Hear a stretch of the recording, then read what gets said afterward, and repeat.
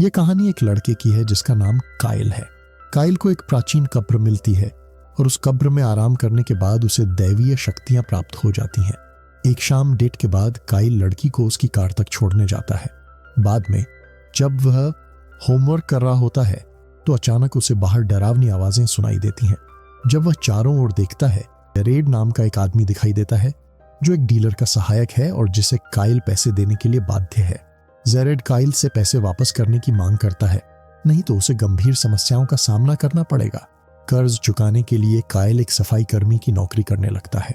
उसका पहला क्लाइंट एक रहस्यमय बूढ़ी औरत होती है जो उसे अपने तहखाने की सफाई करने के लिए कहती है। वहां काइल को कचरे के साथ साथ एक अजीब ताबूत भी मिलता है। बूढ़ी औरत उसे ताबूत को कब्र दफनाने या जलाने के लिए कहती है और चेतावनी देती है कि वह उस डरावनी चीज का इस्तेमाल न करे, लेकिन काइल उसकी सलाह को नजरअंदाज करता है और तेजी से पैसे कमाने के लिए ताबूत को बेचने का फैसला करता है। ताबूत की कुछ तस्वीरें लेकर वह एक विज्ञापन पोस्ट करता है और उस लकड़ी के बक्से को साफ करने लगता है। अंदर उसे एक डरावना मैकेनिज्म मिलता है जो एक टेढ़े मेढ़े संगीत बॉक्स जैसा दिखता है। अगली सुबह काइल लाइब्रेरी जाता है और अपने दोस्त प्लैट से मिलता है जो इतिहास का विशेषज्ञ है। प्लैट उसे बताता है कि वोल्फगैंग वॉन ट्रिस्टन नाम का एक सैडिस्ट इन्वेंटर था जो यातना देने वाले उपकरण बनाता था। उसे लियोनार्डो दा विंची का अंधेरा संस्करण माना जाता था। बाद के वर्षों में वॉन ट्रिस्टन मृत्यु और मरने के बाद के जीवन के बारे में जुनूनी हो गया और दुनिया से अलग थलग हो गया। उसने एक अनोखी मशीन बनाई जिसे स्पिरिट मशीन कहा जाता था। यह मशीन मृत्यु का अनुभव करने के लिए बनाई गई थी, लेकिन इसे कभी नहीं मिला।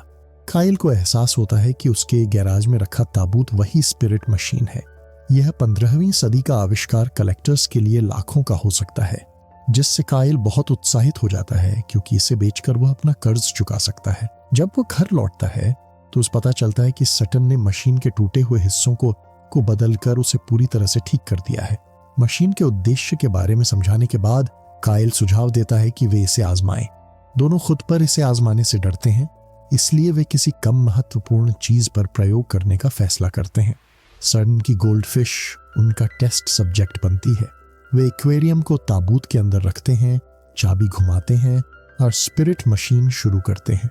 वे देखते हैं कि मछली मर जाती है और जब डरावना संगीत बंद होता है तो मछली चमत्कारिक रूप से वापस जीवित हो जाती। दोनों दोस्त हैरान हो जाते हैं और समझ जाते हैं कि उनकी खोज काम करती है।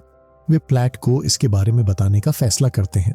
बाद में काइल की गर्लफ्रेंड जूली उससे मिलने आती है, लेकिन पड़ोसी की मौजूदगी से परेशान हो जाती है। जूली सुझाव देती है कि वे अलग घर किराए पर लें, लेकिन काइल के पास पैसे नहीं होते। उस शाम प्लैट स्पिरिट मशीन को आजमाने के लिए फस्टल आता है। डर के बावजूद काइल ताबूत में लेटता है और आत्मा की दुनिया में जाता है। जब वह वापस आता है तो वह इसे अद्भुत अनुभव बताता है। प्लैट भी मशीन का इस्तेमाल करता है और आत्मा की दुनिया में घबराता हुआ घूमता है, लेकिन ट्रेन से बचने के बाद वह समझता है कि यह मृत्यु के करीब जाने जैसा है। सटन भी ताबूत का इस्तेमाल करता है और आत्मा की दुनिया में खुश होकर जूली को देखता है, लेकिन जैसे ही संगीत बंद होता है वह वापस अपने शरीर में लौट आता है। दोस्त इसके बारे में चर्चा करते हैं कि वे इस खोज से पैसा कमा सकते हैं, लेकिन प्लैट उन्हें चेतावनी देता है कि वे ताबूत का इस्तेमाल न करें जब तक कि वह इसका सही कारण और तरीका न समझ ले। सटन यह परीक्षण करता है कि क्या वह चल सकता है, लेकिन वह गिरकर निराश हो जाता है। लेकिन जब वह मुड़ता है तो वह डर से स्तब्ध हो जाता है। यह बेघर व्यक्ति नहीं बल्कि मृत्यु है जो वॉन ट्रिस्टन के शव के रूप में प्रकट होती है। डरकर वह भागता है और भूत गायब हो जाता है। वॉन ट्रिस्टन की आत्मा काइल के सामने प्रकट होती है, लेकिन वह इसे ज्यादा महत्व नहीं देता। जूली काइल को फोन करती है और रिश्ते से एक ब्रेक लेने का सुझाव देती है। काइल, जो डिप्रेशन से बचने की कोशिश कर रहा है, नशे का सहारा लेता है, लेकिन उसे एहसास होता है कि नशीले पदार्थ उसे खुशी नहीं देते। वह फिर से ताबूत का इस्तेमाल करता है, आत्मा की दुनिया में प्रवेश करता है और शहर में घूमते हुए एक दुकान के मालिक से महत्वपूर्ण कोड सीखता है। शरीर में वापस आकर काइल चोरी करने के लिए निकलता है और आसानी से बिना पुलिस का ध्यान आकर्षित किए पैसे और रिवॉल्वर चुरा लेता है। काइल मार्कस एक ड्रग डीलर से अपना कर्ज चुकाने और ड्रग्स खरीदने के लिए जाता है।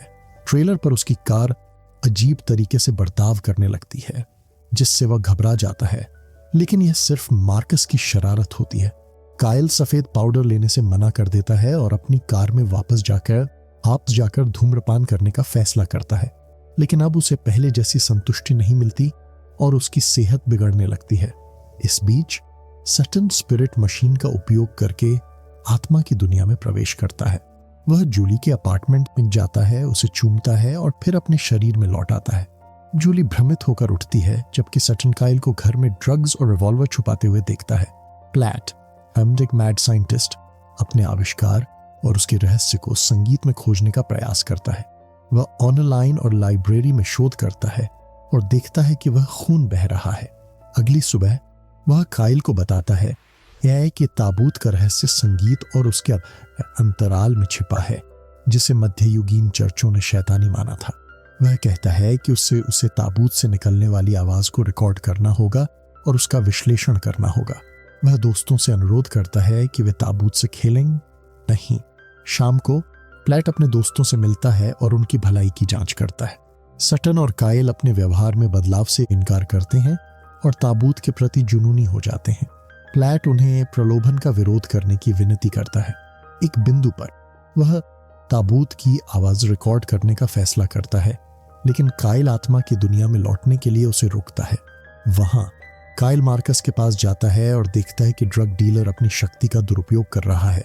वह बदला लेना चाहता है और जेरेड से ड्रग्स छिपाने की जगह पता करता है। जीवित दुनिया में वापस आकर काइल कबूल करता है कि वह खतरनाक यात्राओं का आनंद लेता है। प्लैट, जो परिणामों को देख चुका है, आशावादी नहीं है।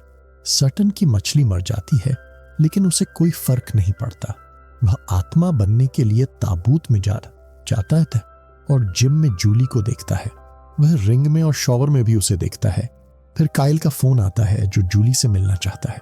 यह सटन को गुस्से में डालता है और वह अपनी नई ताकत का अनुभव करते हुए बॉक्स पर मुक्का मारता है। जब वह वापस आता है तो अपने दोस्तों से झूठ बोलता है कि वह सिनेमा गया था।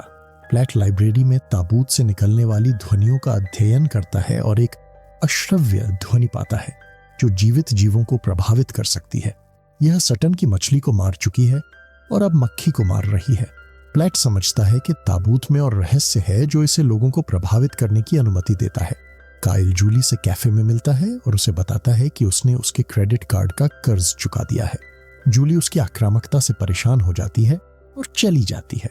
प्लैट काइल को बताता है कि स्पिरिट मशीन धोखा है जो केवल दिमाग को मारती है। काइल निराश होकर नशीले पदार्थ चुराता है और मार्कस व जेरेड को पता चलता है कि पाउडर वे गायब है, पर उन्हें नहीं पता कि चोरी किसने की। लाइव स्ट्रीम पर वह शायद गर्दन के पीछे सुई का निशान देखता है जो ताबूत मशीन द्वारा छोड़ा गया है। उसी समय मृत्यु की आत्मा सामने प्रकट होती है। प्लैट समझता है कि उसकी जिज्ञासा ने भयावह परिणामों को जन्म दिया है। डरकर वह मेज के नीचे छिपता है, लेकिन जानता है कि इससे कुछ नहीं होगा। वह काइल को पत्र लिखता है, परंतु आत्मा फिर से उसे हमला करती है और वह सीढ़ियों से गिरकर मर जाता भी है। काइल और सटन ताबूत के साथ अपने प्रयोग जारी रखते हैं। काइल को संदेह है कि स्पिरिट मशीन उन्हें मार रही है, फिर भी वह आत्मा की दुनिया में यात्रा करने के लिए ताबूत में लेटता है। आत्मा बनकर वह मार्कस के ट्रेलर पर लौटता है और देखता है कि वे कम गुणवत्ता वाला सफेद पाउडर बना रहे हैं। एक ग्राहक को देखकर काइल घातक परिणाम देखता है, लेकिन उसे रोक नहीं पाता। इसी बीच सटन जूली के पास जाता है, जहां वह काइल को उजागर करने की योजना बनाता है। जूली से ठुकराए जाने पर सटन ताबूत से मिली ताकत का प्रदर्शन करता है। अब वह फिर से चल सकता है। जूली के इनकार के बावजूद वह काइल के साथ रहना चाहता है। काइल मार्कस अपने शरीर में वापस आकर एक ग्राहक के घर जाता है, जहां उसकी लाश मिलती है। बदला लेने के लिए वह ट्रेलर के लाइसेंस प्लेट नंबर को खून से लिखता है। घर लौटने पर काइल को मतिभ्रम और मृत्यु की आत्मा का सामना होता है। पुलिस उसे प्लैट की मौत की सूचना देती है और पता चलता है कि प्लैट ने एक पत्र लिखा था जिसमें काइल से ताबूत को नष्ट करने की अपील की थी ताकि पागलपन रुक सके। काइल ताबूत को नष्ट करने का फैसला करता है, लेकिन सटन इसका विरोध करता है और काइल पर हमला कर उसे बुरी तरह पीटता है। सटन जूली के पास जाता है, उसकी नींद की गोली मिलाकर उसे निष्क्रिय करता है और उसके घर में अराजकता फैलाता है। डरी हुई जूली काइल को मदद के लिए कॉल करती है, लेकिन सो जाती है।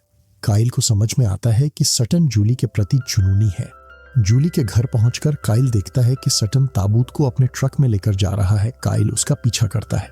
सटन जूली को बांध देता है और उसे उस कब्र की ताकत दिखाने की धमकी देता है। जूली लड़ने की कोशिश करती है और सटन के चेहरे पर मारती है, लेकिन सटन को कोई फर्क नहीं पड़ता। उसके लिए अब जूली का शरीर महत्वहीन है, क्योंकि उसने कब्र की ताकत से अपनी असली शक्ति पाली है। जैसे ही काइल वहां पहुंचता है, सटन कब्र को एक स्पोर्ट्स क्लब की छत पर छिपा देता है। सटन अब अलग आत्माओं की दुनिया में प्रवेश कर सकता है और वहां काइल से मिलता है। वह काइल पर हमला करता है और उसे फंसा लेता है। सटन वापस जूली के पास आता है और उसे एक जलती हुई मोमबत्ती से टॉर्चर करता है ताकि वह चिल्लाए। इस बीच काइल वेंटिलेशन सिस्टम के जरिए बाहर निकलने का रास्ता ढूंढ लेता है। वह समझ जाता है कि कब्र छत पर छिपाई गई है और वहां पहुंचता है, लेकिन वहां उसे मौत का सामना करना पड़ता है। काइल डरता नहीं है और वह वॉन ट्रिस्टन की आत्मा के पास से गुजरता है और सटन को कब्र से बाहर निकालता है। काइल कब्र को गैसोलीन से भिगोकर जलाने की कोशिश करता है। दोनों में भयंकर लड़ाई होती है। काइल कमजोर होता है, लेकिन वह चालाकी से कब्र को नियंत्रित कर लेता है। वह अपने दोस्त को गोली मारना नहीं चाहता, इसलिए वह कब्र पर गोली चलाता है, जिससे आग लग जाती है। गुस्से में सटन काइल को छत से फेंकने की कोशिश करता है, लेकिन काइल एक दीवार के किनारे से चिपक जाता है।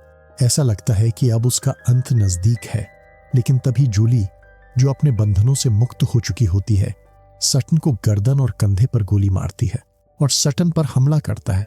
संघर्ष के दौरान सटन छत से गिरकर मर जाता है। सटन की आत्मा मुक्त होती है और वह खुश होता है, लेकिन तभी मौत आती है और उसकी आत्मा को नर्क में ले जाती है। काइल कब्र के अवशेष इकट्ठा करता है और घर वापस जाने लगता है। रास्ते में वह देखता है कि पुलिस ने मार्कस और उसके साथी को गिरफ्तार कर लिया है। बाद में काइल एक बूढ़ी औरत से मिलने जाता है, जिसने उसे पहले चेतावनी दी थी।